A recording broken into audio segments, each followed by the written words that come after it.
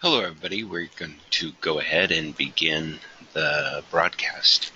My name is Ronald Gardner and this is webinar number 4, Student Support Services of the Statewide Forestry Natural Resource Program Study. For a number of you, this is a reminder and it's a renewal for your application.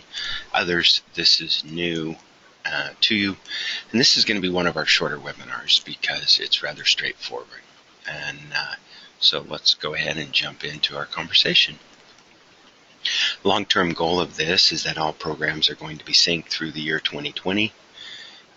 Even those programs that may be joining in 2017 or 2019, they will renew with the entire group on the year of 2020. And we look forward to everybody and the additional programs that are in conversation about joining here shortly. Questions on this webinar, feel free to post your questions to email them to Reynold, or go ahead and give Reynold a phone call, and I would be more than happy to address any questions that you have.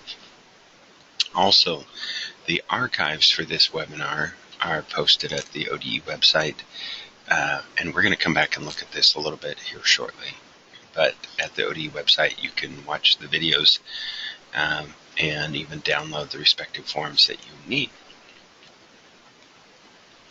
So today's objective is, what do you need for student support services? That is the big question.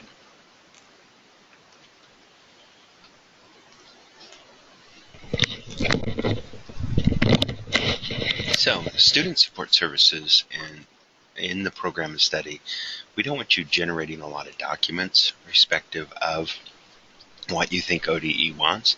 We want to see what is it that you actually do. So in that, what documents do you use to advise and guide your students along their career path? Now, it could be that your school has a college and career counseling folder. Take a picture of that, scan that, give me an example of what that is. If your school uses college interest fairs, if your schools use resumes, what is it that your school uses to guide students down their path? Now, in the future, I envision that the Future Natural Resource Leaders Group in Oregon, the FNRL, will be coming up with items that could be very advantageous and be standalone examples of what student support services items are for the natural resource forestry programs. So you need to submit those items to me. And in that, document or illustrate what you do. And I don't need to see examples of what students have submitted. I just need you to identify what it is that the students would experience as they go through that process. Future webinars. On May 12th, will be our culminating webinar. And at that point, I'm going to share with you the application and cover page, and you'll see the signatures from the community college side of the house. And you'll know what you need to get your region coordinator to complete. So additionally, on May 12th, I'll be working with the region coordinators, letting them know that here's the programs that are in, and they need to start working with you. So quick recap of what is the program of study.